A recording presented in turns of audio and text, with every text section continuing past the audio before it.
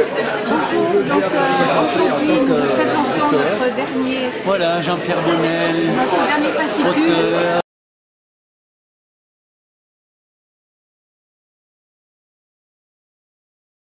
Bonjour, Dominique Doyen, édition Alexandra de Saint-Prix. Nous sommes à Sainte-Marie-la-Mer. Nous sommes ici à Banus parce que nous allons accompagner Isabelle Calissabo pour le roman de Banus. Thierry qui nous a fait aussi en activité ministre du Bon Sens. Donc je ne suis pas spécialisée dans un domaine puisque c'est un métier passion. J'ai à la fois des livres d'enfants, des thrillers, des très beaux livres des albums photos, des romans historiques, des thrillers. Nous avons également créé le Salon du Livre et du Chocolat à Sainte-Marie, qui a lieu le 20 et 21 octobre. Vous êtes cordialement invités. Nous sommes heureux de revenir à nouveau à Banus, puisque nous avions eu la chance de faire le lancement du nouveau livre d'Isabelle Calissabo qui s'attaque aux enfants avec des histoires de sorcières en pays catalan, ici même.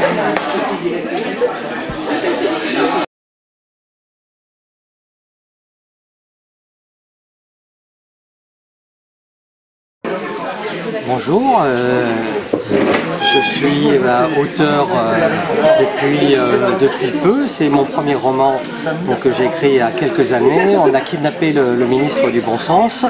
Donc après une carrière scientifique dans différentes grandes sociétés du pays, une carrière internationale, j'ai eu un besoin irrépressible d'écrire et une envie de mettre sous forme de thriller et d'humour une aventure. Donc j'ai fait vivre un ministre du Bon Sens qui est sélectionné et qui, avec toutes ses idées innovantes, redresse vraiment le pays. Alors on va évidemment pas garder un monsieur qui nous redresse le pays, donc aventure, kidnapping, amour, rebondissement, voilà le Seine, et sachant que la Seine démarre un petit peu dans notre belle région. Voilà pour l'essentiel.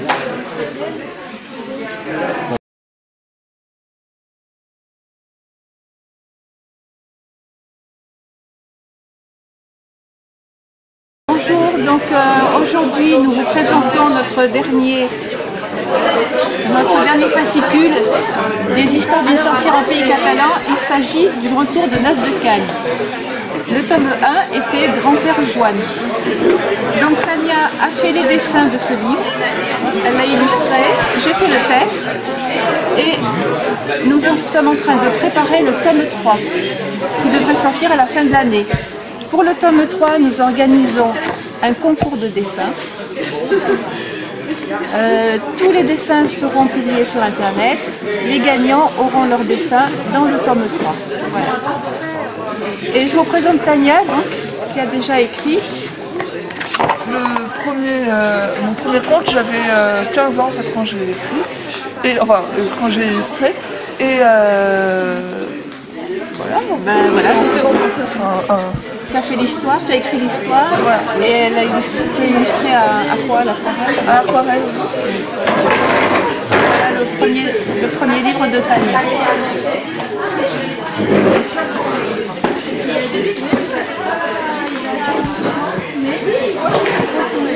Et on a l'intention de publier 4 tomes en fait. Il y aura 4 tomes des histoires d'une sorcière en pays catalan.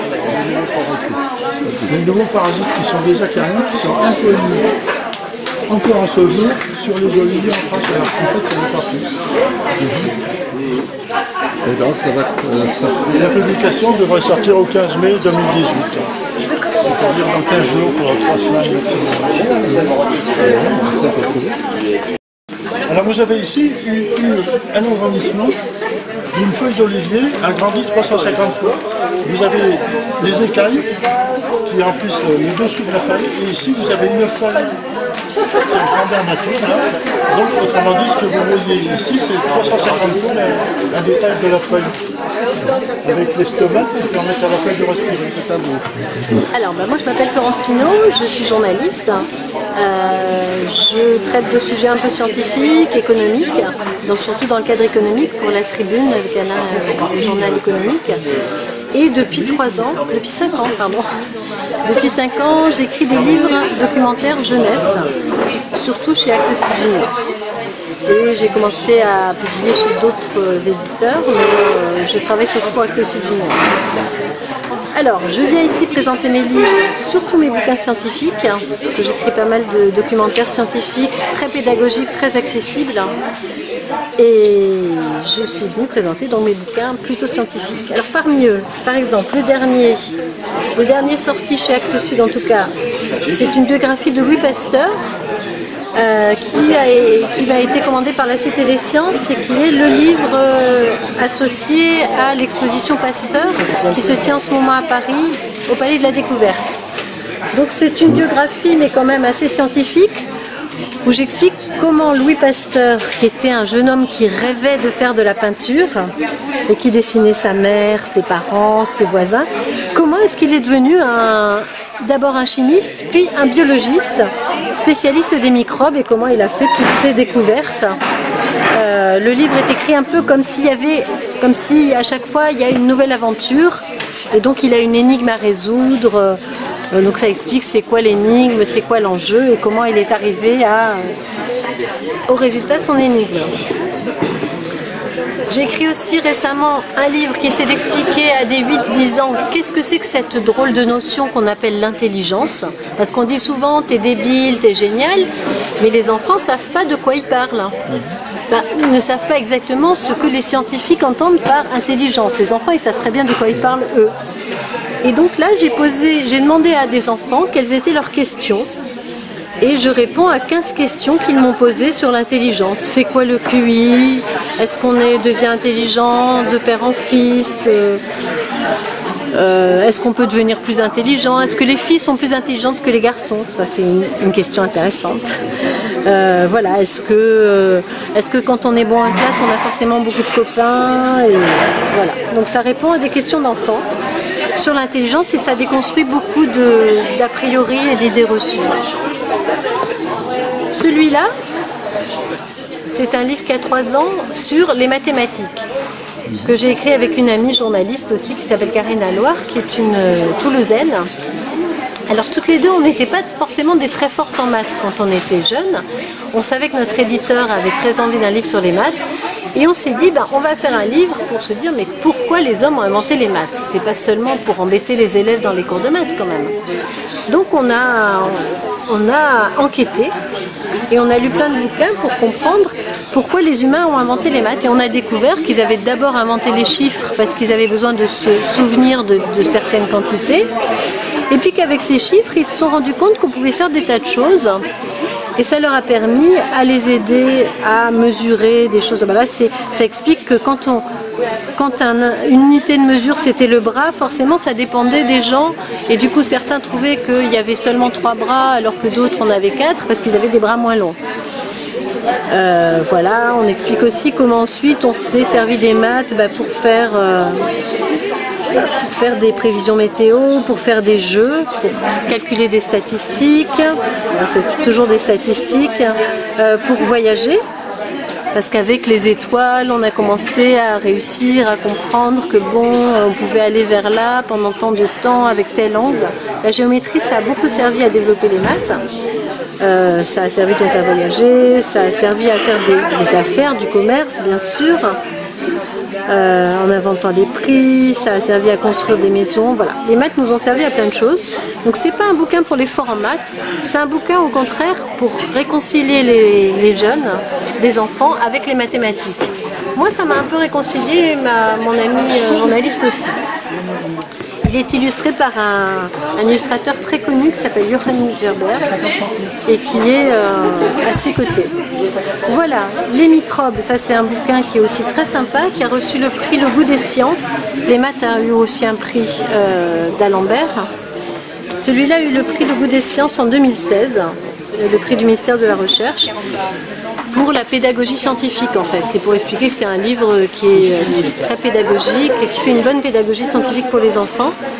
Et là c'est un bouquin que j'ai écrit parce que quand j'étais petite et que j'étais malade, je me disais, mais qu'est-ce qui se passe dans mon corps? J'avais demandé à mes parents, qui sont médecins, mais qui n'avaient pas vraiment réussi à m'expliquer ce qu'étaient les microbes et à quoi ils ressemblaient. Enfin, ils savaient qu'il y avait virus et bactéries, mais moi, je voulais savoir à quoi ça ressemblait ces petites bêtes qui m'attaquaient. Et donc, c'est un livre pour répondre à cette question. Qu'est-ce que sont les microbes? À quoi ils ressemblent? Comment ils nous attaquent? Et comment on se défend? Et donc j'ai fait ça comme une espèce d'histoire de guerre. Alors il y a l'armée de nos défenses immunitaires avec nos soldats, nos officiers qui sont les lymphocytes. Et puis les microbes, j'explique qui ils sont, à quoi ils ressemblent, pourquoi ils viennent sur nous. J'explique qu'il y en a des tas qui ne sont pas dangereux, mais il y en a quand même qui sont dangereux. Et puis qui sont dangereux les uns envers les uns entre les autres aussi. Ils se battent entre eux pour avoir un territoire, pouvoir manger. Et voilà, donc ça explique aux enfants, comme ça quand ils sont malades, c'est un bouquin que les enfants adorent quand ils sont malades, parce que ça, ils arrivent à comprendre qu'est-ce qui se passe dans mon corps et c'est quoi ces petites bêtes qui me font du mal. Voilà. Et puis le dernier qui est sorti il n'y a pas longtemps, c'est plutôt un bouquin pour ados, comme les transhumanistes. Comme à la Tribune, dans le journal économique dans lequel je travaille, je suis beaucoup les biotechnologies, la chirurgie génétique, toutes ces technologies médicales innovantes. Mon rédacteur en chef me demande souvent des papiers sur ces techniques transhumanistes.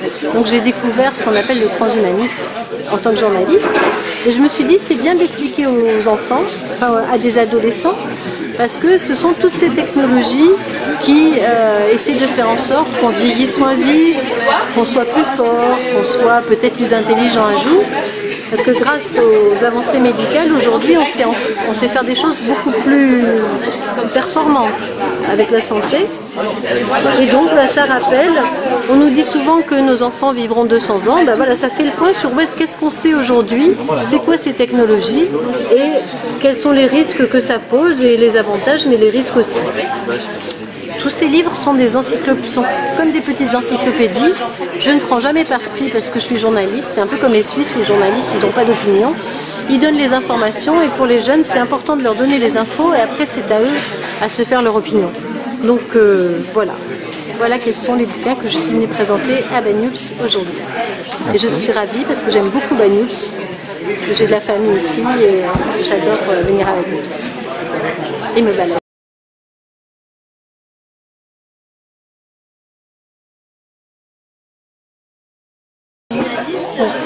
Je vous parle au nom de l'association des amis du laboratoire Arago et je vais vous présenter deux livres en fait. Un qui a été édité, en fait c'est un livre avec plusieurs auteurs qui a été édité par Catherine Jessus qui est la responsable du domaine des sciences de la vie au CNRS et qui a souhaité montrer ce que la biologie apportait, pouvait apporter au grand public et toute la nécessité de la recherche fondamentale dans ce domaine-là. En éditant un livre qui est écrit par de multiples auteurs qui présentent leurs avancées récentes dans leur domaine. C'est un livre qui est en tout ça très bien illustré et qui nous montre ce que sera la science en biologie au XXIe siècle.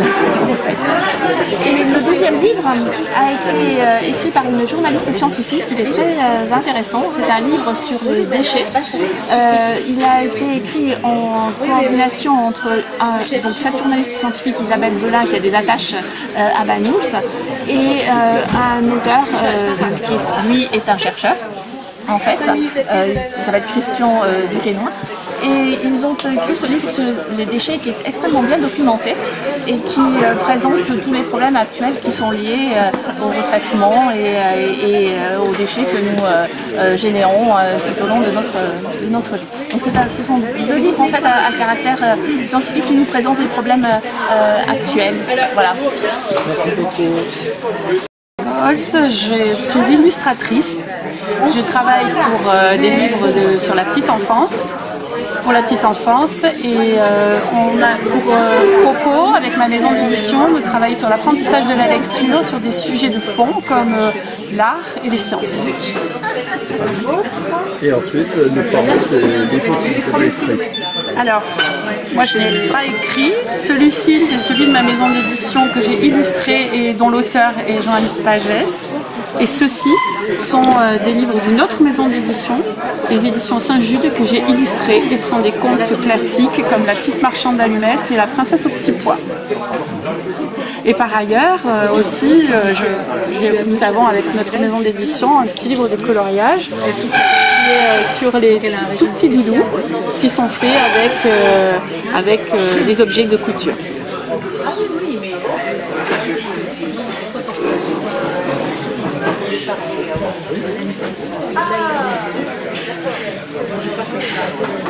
Bonjour, je suis heureuse d'être venue à Banyuls. Je suis là pour présenter mon nouveau bébé, un petit polar que j'ai sorti sous un pseudonyme. Pour celui-ci, je suis Brenda Lee O'Ryan. Alors que tous mes autres romans, évidemment, sont sous mon vrai nom, Dany ou Daniel Boissé. Mais ce polar sera dans une nouvelle collection et mes éditeurs m'ont demandé de prendre ce pseudonyme. Alors voilà, si vous voyez Brenda Lee O'Ryan, voilà, eh bien, vous penserez à Dany Boissé. Maintenant, on sait que c'est vous. C'est moi. Merci. De rien.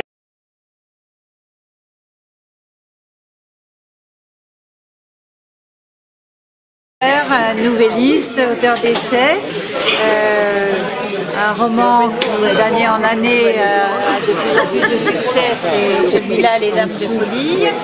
Et puis celui qui est sorti cette année, là il y a 8 jours pour la Saint-Janvier, Éléonora. Alors dans ce roman qui est construit autour de la figure que l'on voit ici, une femme mystérieuse, emblématique pour le peuple sarde et qui s'appelait Éléonora d'Arborea. Elle vivait au XIVe siècle, elle a accédé au pouvoir à la suite des circonstances et elle s'est avérée une femme exceptionnelle, une femme d'État, mais aussi une mère, une épouse, et puis elle a donné à son peuple une charte qu'on appelle la Carta dei Logu, qui était d'un modernisme étonnant parce qu'elle commençait par affirmer que tous les hommes sont égaux devant la loi. Au XIVe siècle, c'est quand même exceptionnel. Et cette charte était tellement réussie, tellement précise, que les Catalans, qui étaient pourtant ses ennemis à l'époque, l'ont adoptée et elle est restée en vigueur, cette charte, jusqu'au XIXe siècle. Et donc dans mon roman, j'ai construit une histoire autour de cette figure symbolique, mais avec des personnages d'hier et d'aujourd'hui. Alors par exemple, il y a une jeune personne qui s'appelle Éléonora aussi, qui rencontre beaucoup d'épreuves, qui est donc une jeune fille contemporaine, et son destin, comme le destin d'autres personnages, renvoie à celui d'Éléonora d'Arborea.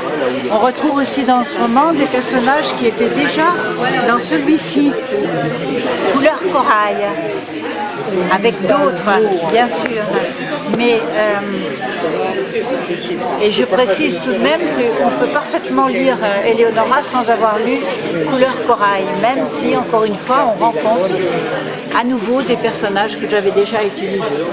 Et puis sinon, mes autres livres, ceux-là, c'est la biographie romancée de François de Fossa, guitariste et musicien catalan dont la vie très mouvementée m'a largement inspirée. Et puis j'écris aussi pour les jeunes. Alors ce livre-ci, par exemple, Beau comme un dieu, qui met en scène un personnage de fiction né à Banyuls. Et ce sont des enfants de Banyuls qui mènent l'enquête pour savoir ce qui lui est arrivé au temps de la Grande Guerre. Sinon, il y a aussi ce livre-ci qui est un récit. Nous nous sommes tout dit. C'est un récit témoignage dans lequel j'évoque ma propre mère pour une vision des choses assez exceptionnelle, je crois. J'évoque la fin de sa vie, mais de façon positive, constructive. D'où le titre d'ailleurs, Nous nous sommes tout dit, en tout cas l'essentiel entre nous, et c'est un livre qui n'est pas triste, qui au contraire est tout à fait positif. Qu'ajouter encore, il y en a d'autres. J'ai également écrit ce petit essai qui porte sur le premier homme de Camus et qui est une approche, une analyse de ce livre essentiel d'Albert Camus, destiné aussi bien à ceux qui n'ont jamais lu le premier homme qu'à ceux qui l'ont déjà lu. J'écris aussi des nouvelles, voilà, clin d'œil et éclat de vie, qui mettent en scène des personnages d'aujourd'hui. Clin d'œil, on peut s'en douter, c'est sur le thème du regard, mais dans toutes les acceptions du mot. Et éclat de vie, ce sont des personnages d'aujourd'hui aussi, des femmes, des hommes, jeunes ou moins jeunes, des enfants même. Et ce sont des gens ordinaires, comme vous et moi, dirais-je, à qui il arrive brusquement quelque chose dans leur existence, et c'est ce qui déclenche la nouvelle. Voilà, je crois qu'on a fait. On essaye de faire lire aussi, puisqu'on représente la bibliothèque de Banyuls. Alors, on est heureux d'être parmi les écrivains de la région, du coin plus précisément. Et nous possédons la bibliothèque beaucoup d'ouvrages, d'ailleurs, des gens qui sont présents. Et c'est aussi pour nous l'occasion de faire la connaissance de nouveaux écrivains. Voilà.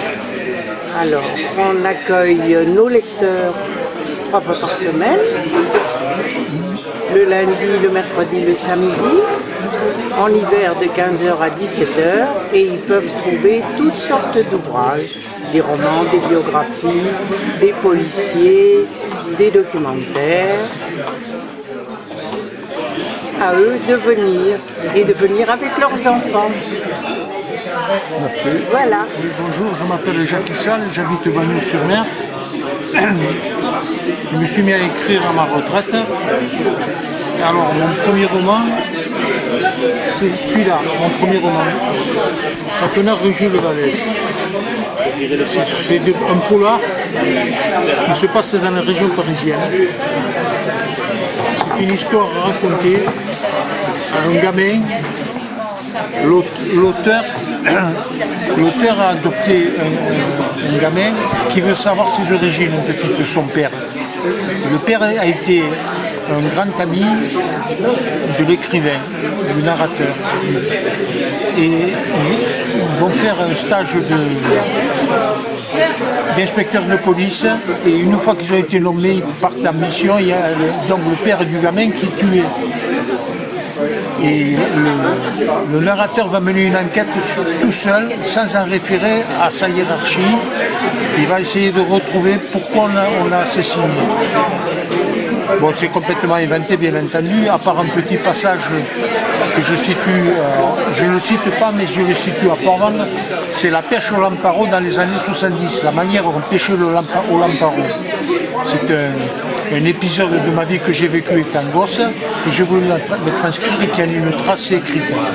Voilà, ça c'est mon premier roman polar. Le deuxième est pareil, je l'ai situé un peu à Paris et à Banyuls. C'est un Bagnoulin qui va voir son petit-fils à Paris, et il est assassiné sous ses yeux.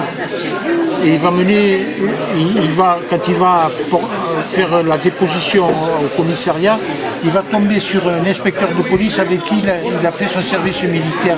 Et tous deux vont mener une enquête pour essayer de retrouver qui est responsable de cet assassinat. C'est une affaire de drogue.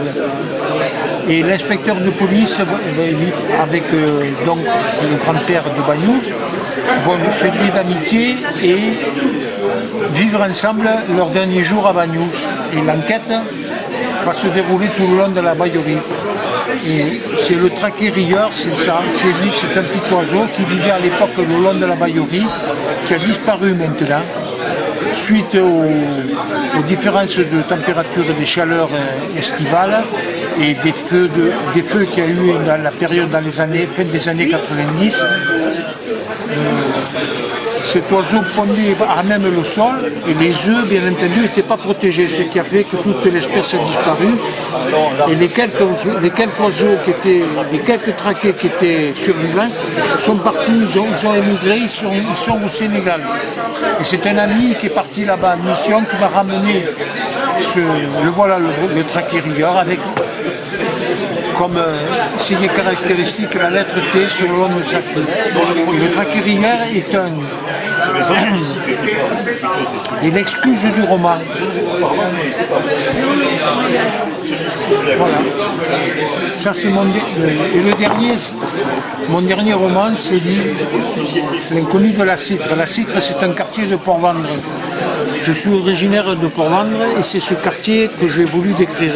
Mais je suis parti sur un fait réel, c'était mon grand-père qui avait dit à mon père peu avant l'occupation de la zone libre par les Allemands. Le grand-père avait dit à mon père, les Allemands vont arriver, ceux de ton âge et toi, vous risquez d'avoir des problèmes. Le conseil que je te donne, c'est engage-toi dans l'armée du général de Gaulle et fuis les Allemands. Et mon père a fait ça, a suivi ses conseils. Et j'ai repris beaucoup d'anecdotes, mais ce sont que des anecdotes de l'armée, en y joignant quelques-unes que moi j'ai vécues. Et je raconte par contre le parcours que mon père a effectué, c'est-à-dire l'embarquement à Marseille jusqu'à Oran et puis de Oran traverser le Maroc pour aller à Casablanca. De Casablanca, il a pris un bateau, il est resté quelques jours à Casablanca, il a pris un bateau pour aller à Ouakam au Sénégal. Là, il a fini son service militaire. Et moi j'ai inventé une histoire avec je l'ai mis en gravure, c'est l'horloge de Port-Vendre qui va servir de point de départ de l'histoire parce que il va voir cette affiche, il va reconnaître l'endroit et en fonction de ça, il va faire un stage commando pour revenir à Port-Vendre pour faire une action commando qui va poser d'énormes problèmes, mais après il va la réussir. Et pour pouvoir s'enfuir de la résistance locale, va l'exfiltrer pour le faire passer en Espagne. Tout ça c'est inventé, bien entendu, pour le faire passer en Espagne. Et après il va revenir à la libération et il va vivre une partie de sa vie à Port-Vendre, de nouveau à la Citre. Voilà. Ça c'est l'histoire, mais c'est romancé. Il y a une part de vérité et beaucoup d'anecdotes inventées. Pas inventées des anecdotes, mais vécues. Voilà. Merci.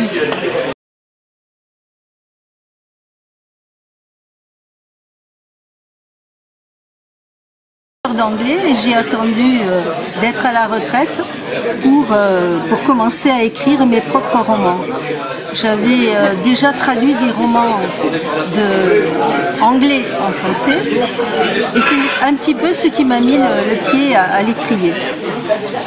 Alors j'ai écrit deux types de romans très différents.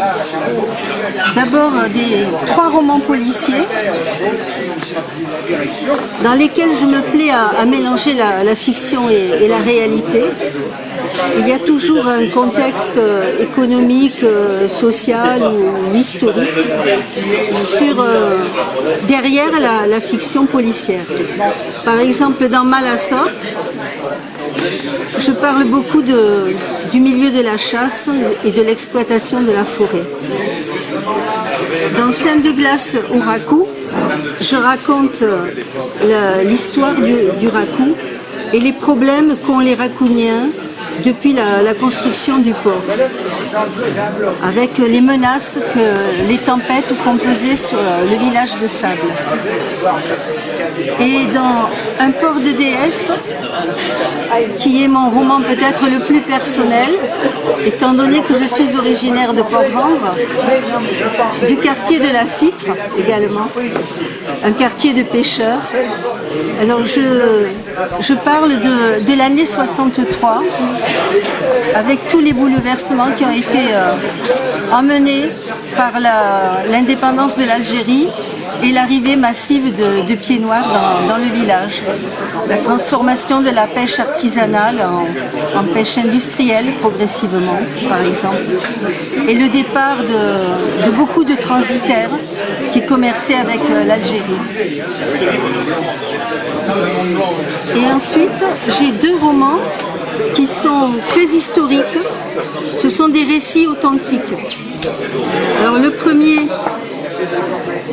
l'album de l'exil, retrace à la fois l'histoire de ma famille, issue de la retirade, et du 4e président de la Generalitat, Josep Tarradellas. Ma mère était entrée à son service 2 ans avant la guerre civile et elle a suivi la famille Tarradellas en exil à Paris. Elle est restée 7 ans avec eux et donc j'ai été très sensible au travail qu'a fait Josep Tarradellas pour rétablir le gouvernement catalan à Barcelone, après la mort de Franco. Et le dernier, il voulait fusiller la liberté. C'est un récit authentique, celui du grand-père de mes cousines, qui était resté en Espagne après la guerre civile. Il avait occupé les fonctions de maire d'un petit village pendant la République et comme des milliers de républicains, il a été arrêté lorsque les phalangistes sont arrivés dans son village, jugé par un tribunal militaire et condamné à mort comme des milliers d'autres. Et lui, il a eu de la chance parce que le jour où on l'a mené au cimetière, il a réussi à sauter du camion et à s'évader. Et ensuite, il a marché pendant 2 mois et demi jusqu'à la frontière. Voilà, donc je raconte ce récit que lui-même avait consigné dans un petit carnet et qui est réapparu il y a quelques semaines. Voilà, j'ai retrouvé cette histoire et j'ai pensé qu'il fallait parler de cette période sombre du franquisme qu'on a appelée la terreur blanche et qui a duré jusqu'à la fin des années 40. Voilà. Merci Pierre Bonnel, auteur. Je ne vous parlerai pas de mon dernier livre consacré aux 3 années de règne de M. Jean-Marc Pujol à Perpignan, puisque je viens de parler à France Bleu Roussillon. Donc je préfère, à Banyuls, je préfère parler de Walter Benjamin, donc Walter Benjamin, puisque j'ai créé l'association du même nom il y a 3 ans. Et donc nous organisons des lectures, des conférences, des spectacles. Et donc j'ai publié La mort à Port-Bou, le chemin ultime de Walter Benjamin, qui explique le contexte de la guerre 1940 et puis les derniers jours de Marseille à Port-Vendre, Banyuls et son suicide à Port-Bou. Donc j'imagine que mon livre, c'est le manuscrit de l'auteur qu'on n'a jamais retrouvé, qui était peut-être dans sa valise noire qui a été perdue. Et donc c'est une fiction. Je fais revivre ces derniers jours et la traversée des Pyrénées de Banyuls à Port-Bou. Voilà, je vous invite à venir vendredi 4 mai à 18h au 9 Cave à Banyuls pour un café philo consacré à Walter Benjamin et aux surréalistes. Et monsieur viendra, je suis sûr. Et puis le 1er juin, à Salle Novelty à Banyuls, Gérard Malgat fera une conférence sur... Les vibrations font que ça va partir. Conférence sur la République espagnole et Guernica, donc 1937, une année importante pour Picasso et la République espagnole. Où ça se passe ce café philo? Plongeur, passionné par la plongée et l'histoire de la plongée de la Côte Vermeille. D'accord. Et vous avez donc, pendant les plongées, vous avez fait des photos et vous avez ensuite écrit des livres. Oui, écrit sur la Côte Vermeille déjà 2 ouvrages. Et là, un dernier ouvrage qui est sorti l'été dernier sur non seulement l'histoire, mais les sites sous-marins, les épaves, la faune et la flore. Et bien sûr, l'histoire du laboratoire Arago et de la réserve.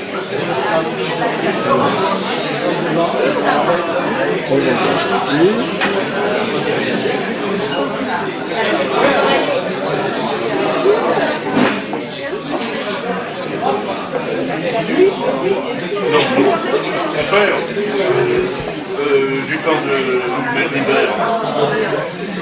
L'association des Amis de la Mer et des Eaux, l'ASAM, et nous éditons tous les ans un bulletin, le Societis Volitans.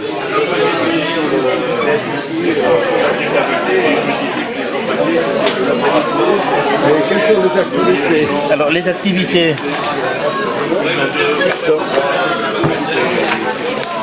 nos activités sont l'observation des pêches, du comportement des espèces et des cultures marines, la protection des ressources maritimes, les relations avec les scientifiques.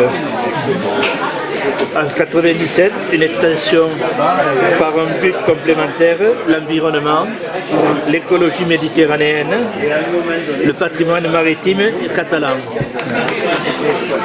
Cette édition est annuelle et est distribuée à tous nos adhérents.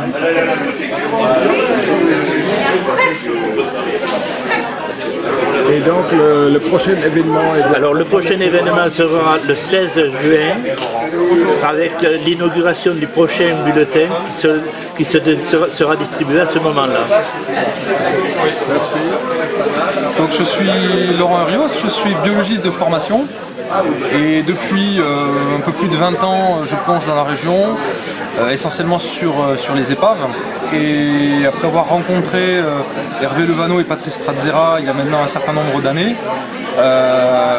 on a continué à échanger, à partager sur cette passion des épaves. Et chemin faisant, on s'est dit qu'il fallait qu'on fasse quelque chose de bien, une sorte de synthèse des connaissances qu'on pouvait avoir sur ce patrimoine immergé qui est invisible à la plupart des gens, puisqu'il n'y a que les plongeurs pratiquement qui connaissent ce patrimoine et qui vont à sa rencontre, à sa découverte. Et après plusieurs années d'efforts pour collecter les documents, on a abouti à ce livre qui fait la part belle à l'histoire, puisqu'une épave avant tout c'est une aventure. Une épave, ça raconte une histoire. Ça raconte une histoire humaine qui est le plus souvent dramatique, mais qui parfois aussi témoigne d'aventures technologiques, techniques, historiques, locales ou nationales ou mondiales même. Voilà, donc on a essayé de synthétiser tout ça dans ce livre qui s'adresse aussi bien aux plongeurs qu'aux passionnés d'histoire locale, pour tout ce qui est patrimoine culturel historique. Dessinateur explorateur en Pyrénées-Orientales depuis 10 ans, production environ 1000 dessins sur le territoire, 12 ouvrages.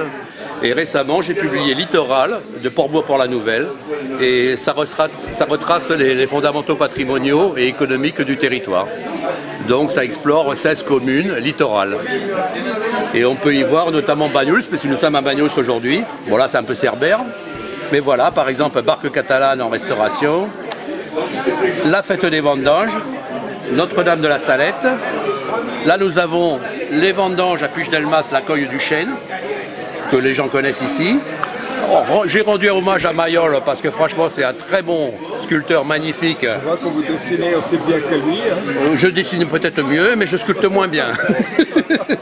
Et là nous avons les vendanges sur les hauts de Banyuls, la plage des Elmes que l'on connaît aussi. Mais l'été par exemple, ici nous avons la plage des Elmes aussi, mais vue en fin de compte des falaises avec les raisins en bordure de rive de falaise. La plage del Sanatori. Et après nous allons sur Port-Vendre, Poli, et nous continuons, hop, nous arrivons effectivement toute l'activité de maritime économique de Port-Vendre, et nous arrivons à Collioure, après Collioure où il y a beaucoup de choses, notamment le Fort Saint-Thème avec la vendange au Fort Saint-Thème. Voilà la magnifique collection d'armes anciennes de Jean-Claude Ducat dans son fort. Collioure. On voit ici effectivement toutes les fetches avec le viaduc du Douy et toute la sculpture l'hiver du paysage magnifique littoral. Ici nous avons les plages. Voilà, ici j'ai dessiné aussi Notre-Dame des Anges, le château de Collioure, sous le donjon du château de Collioure, la Caponnière, le SNEC, parce que j'ai travaillé beaucoup avec eux pendant plusieurs mois à leur étude à Montlouis et Collioure, et Port-Vendre aussi, les barques catalanes à Collioure avec Notre-Dame des Anges, et on arrive à Argelès, le Racou, le château de Pujol qui ne se visite pas, mais ça se fera dans le temps, Elne, la cathédrale primitive de Perpignan, avec, ici j'ai pu faire un dessin vu les toitures parce qu'il y avait un échafaudage, le magnifique cloître exceptionnel à visiter absolument, et nous arrivons ici à Saint-Cyprien, le château de l'Esparou à Canet, magnifique château d'Olf Petersen, Viggo Dolf Petersen, le Danois, il a signé beaucoup de châteaux ici. Là nous avons le château de Canet médiéval, magnifique aussi, très intéressant, beaucoup de choses. Nous sommes ici à Sainte-Marie-la-Mer, Notre-Dame de Juhègue à Toreil, Saint-Laurent de la Salanque. Je passe vite parce qu'il y a 260 pages quand même. Bon. Et, pas de tout, hein. Et non, j'abrège. Alors regardez, bon, on arrive à Barcarès. Ici, Sals, la forteresse, magnifique site. Le Cat avec la redoute de la Haute-Franquie sur le plateau calcaire de Le Cat. Et après nous arrivons à Port-la-Nouvelle avec le phare de jetée d'entrée de port. Alors, je rends hommage à Fresnel, c'est la personne qui a inventé l'optique pour les phares. Et on termine par l'île Sainte-Lucie avec le canal de la Robine. Et j'ai mon ami Henri Salvert, géologue, qui renseigne sur la formation géologique de la plaine du Roussillon. Voilà, cher ami. Voilà. Merci beaucoup.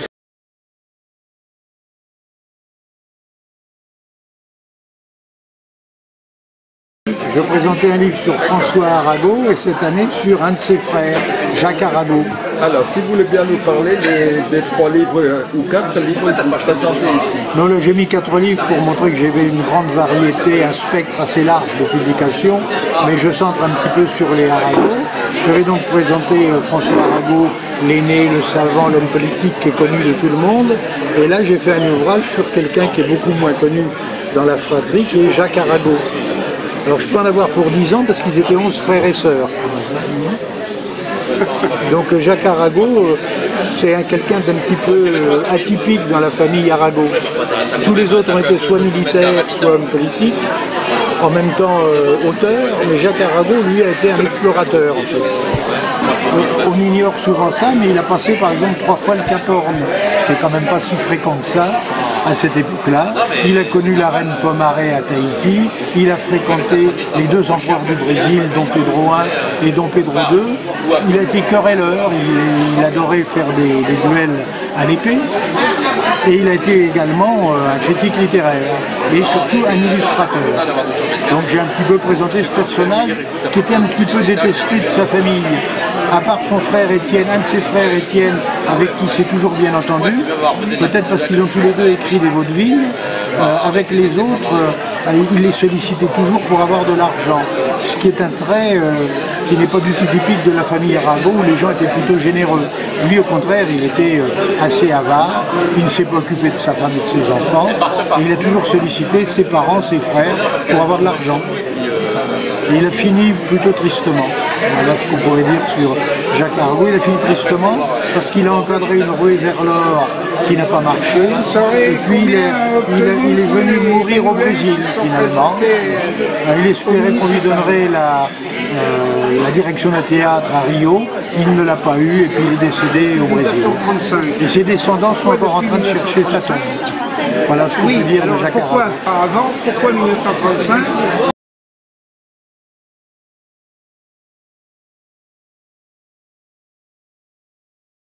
Femmes à l'époque votaient comme leur mari. Pardon. Bon, vous voyez, on découvre des petites choses comme ça au fur et à mesure qu'on fait. J'ai fait un livre sur Banous avec une amie, Marcenac, je ne sais pas si vous Oui, bien sûr, Madame Marcenac. Voilà, et alors j'ai travaillé sur ces 2 livres avec elle, sur les 2 livres. Et une Et moi, je suis allée aux archives pour rechercher tous les maires. Ah ben tout est là. Hein. Voilà. Mais là, je m'arrête à 2002 et j'ai réintroduit, parce que ça, c'est pas publiable. Maintenant, je le fais sur site et sur un blog. C'est pour ça que j'ai marqué le blog. Parce que je vais alimenter le blog avec des scans de documents que j'ai pas fait là-dedans. Je note ça là. Voilà, c'est le blog, oui, qu'il faut noter. C'est un crayon, si vous voulez. Sinon, l'origine, c'est ça. Voilà. Et j'avais fait des recherches aussi pour les morts pendant de la guerre. Oui. Alors...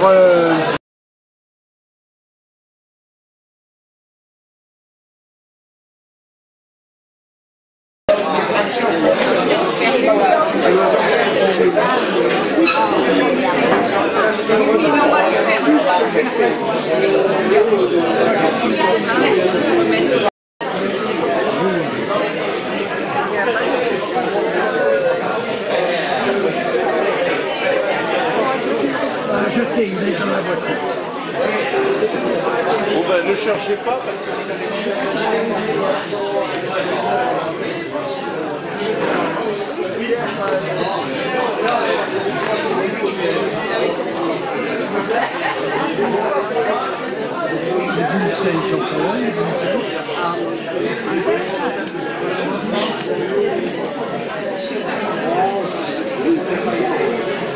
Les livres de...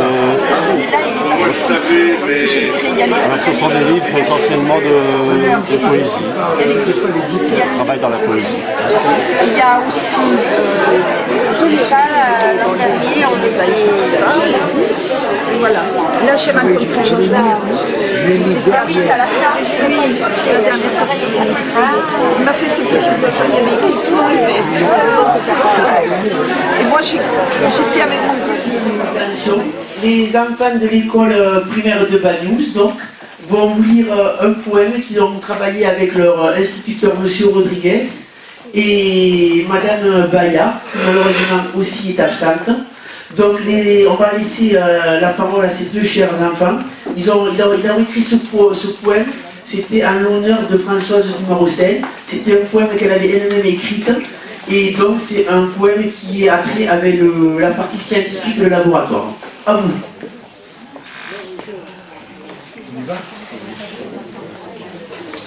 Transparente plancton. Une belle algue microscopique, invisible plancton. Cachée dans le sable, la seule cousine de la vive, sommeil confortable. L'ophure araignée se camoufle dans le corail, beauté protégée. Crabe sur les rochers, voit venir le prédateur, attention, pêcheur. Le poulpe est joueur, il change de couleur souvent, tentacule bonheur. Au fond des abysses, le poisson luminescent rêve d'aller à Nice. La vive la réveille, la murène joue à cache-cache, voyez le crabe veille. Un beau nuage d'encre, mais où est passé le poulpe? Le porte-écuelle, protégé par les galets, a rejoint sa belle. Ça y est? Oui. Mais merci. Merci à tout le monde, merci de votre présence pour cette 4e rencontre littéraire sur Banyuls. Malheureusement, le temps n'a pas été trop de la partie cette année avec nous, contrairement à l'année dernière. Mais la mairie est heureuse de vous accueillir aujourd'hui pour cette rencontre. Donc cette rencontre qui est à l'initiative de Anne-Marie Péris ici présente et de Madame Dumarocel qui malheureusement nous a quittés l'an dernier. Madame Dumarocel qui a eu un diplôme du cercle poétique roussillonnais, dont monsieur est le président. Et ce diplôme, c'est moi-même qui suis allé le chercher à Perpignan.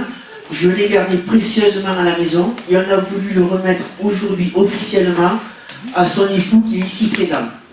Donc pour cette, si vous voulez nous rejoindre, pour cette journée, j'aimerais que, si vous êtes tous d'accord, qu'elle porte en plus de rencontres littéraires à la rencontre des écrivains banoulins, qu'on puisse aussi y accoler le nom de Françoise Dumas-Rosset.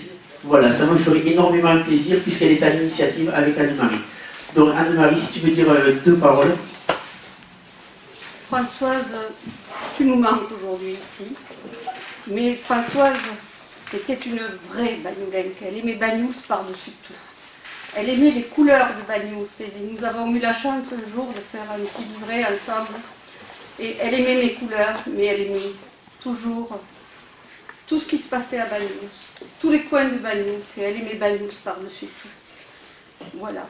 Et elle nous manque beaucoup aujourd'hui. Et le groupe, elle avait eu un prix au groupe poétique et artistique roussillonnais. Monsieur le président est là à mes côtés. Il va remettre à monsieur Dumas une médaille et moi je remettrai le diplôme que Françoise aurait dû aller chercher à Perpignan. Voilà, au Roland.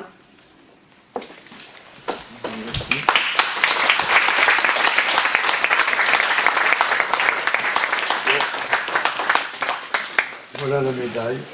Ah ben non, non, merci. Je ne la mérite pas. Ce que je peux dire à tout le monde, c'est que Françoise serait, là où elle est heureuse de voir que ce pourquoi elle a beaucoup travaillé continue.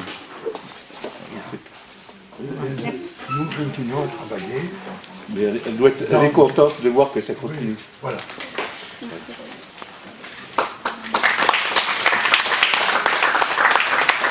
Beaucoup d'émotions, bien sûr des proches, mais aussi de la ville. Et des personnes qui l'ont côtoyé, des écrivains, des artistes qui sont venus ici. Et puis quel bel hommage de faire lire un poème par des enfants. Moi, je trouve que c'est un très bel hommage. Ça lui ressemble beaucoup. Je pense que... Oui, on a beaucoup travaillé avec l'école aussi, avec Violaine, Villanova et Michel Bayard. Je pense qu'elle aurait beaucoup aimé. Concernant un excellent souvenir de cette dame. Ah mais vous conservez un excellent souvenir de cette dame, nous on va rester dans nos cœurs parce que c'est une Bagnolenque, comme ça a été dit, et mon épouse qu'on a 46 ans. Et l'épouse de M. Pancas. Une passionnée de Bagnous, enfant d'ici, moi j'ai connu toute la famille, le père, etc. Donc c'est vraiment des moments forts pour nous, avec beaucoup de talent. Hein, parce qu'on peut aimer Bagnous, mais elle l'a aimé avec un œil artistique, avec beaucoup de talent, avec un coup de poétique. Elle a fait beaucoup de choses, elle a fait un livre ensemble, que je remets, que je remets lorsque nous avons des personnalités à recevoir. Lorsque nous faisons un mariage, nous sommes tellement, nous voulons honorer les futurs mariés, et bien pour leur présenter la ville, nous remettons ce livre qu'elle a co-signé, sur lequel elle a écrit des poèmes. Donc vous voyez, elle est toujours présente parmi nous. Voilà. Et je sais que tous les artistes ici sont très émus, je le vois sur les visages. Donc, merci Françoise de nous avoir fait tout ça. Voilà. Et puis, si vous le permettez, je voudrais aussi, puisqu'on en est aux félicitations, féliciter mon adjoint Olivier, parce que je sais que ça lui tenait beaucoup à cœur. Il a beaucoup travaillé avec Françoise pour que cette journée se passe. Donc, on le doit à Françoise, bien sûr. Et à tous ceux qui l'ont aidé. À tous ceux qui l'ont aidé. Mais Olivier a été vraiment la cheville ouvrière au niveau municipal. Il nous a convaincus. Il nous en fallait pas beaucoup quand même pour nous convaincre, hein. Mais il nous a convaincus. Il a beaucoup plaidé ce cause. Donc je voudrais avoir une attention particulière pour Olivier. Voilà.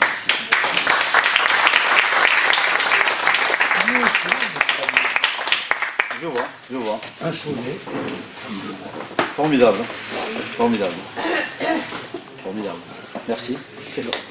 On va voir l'apéritif, non? C'est la meilleure parole, ça? Voilà. Juste avant de passer à l'apéritif, j'ai oublié de préciser que donc cette année, il y avait comme chaque année un fil rouge. Cette année, le fil rouge, c'était tous les scientifiques qui ont fait le déplacement, et je tiens à les remercier d'être venus à Bagnous. Et à 15h, donc, il y a une conférence qui est donnée par Laurent Orios qui est là-bas sur les épaves marines de la Côte Vermeille. Donc je vous invite à venir à 15h là-haut et ça sera suivi par une dédicace de l'ensemble des écrivains scientifiques ici présents. Merci. Alors on peut passer à l'apéritif si vous voulez.